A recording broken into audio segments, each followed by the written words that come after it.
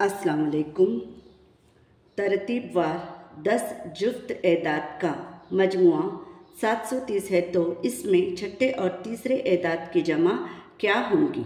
तो चलिए इसको हल करते हैं। सबसे पहले हम फर्ज कर लेंगे पहला जुफ्त अदद ए है और हमें कितने 10 जुफ्त एदाद की जमा करनी है 10। अब जुफ्त अदद जो होते हैं ये एक के बाद एक आते हैं, यानी एक छोड़कर आते हैं।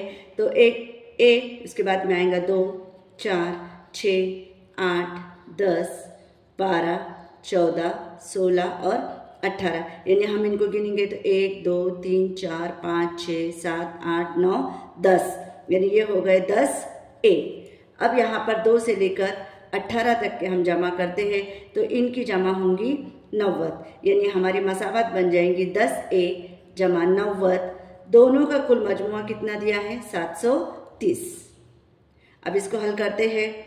10A 730, ये 90 यहाँ पर जमा करना है तो इधर जाके तफरीक कर लेंगे।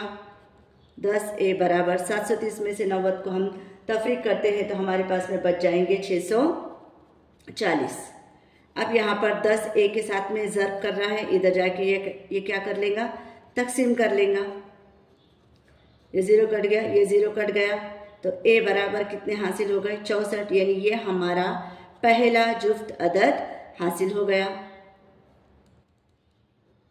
हमें पूछा है छठे और तीसरे एदाद की जमा। तो अब छठे और तीसरे एदाद की जमा के लिए सबसे पहला अदद है हमारे पास में 64, फिर होगा 66, 68, 70, 72, 74, 76, 78 वगैरह वगैरह। अब आगे देखते हैं कि छठे और तीसरे, छठे नंबर पे कौन है 1, 2, 3, 4, 5, 6।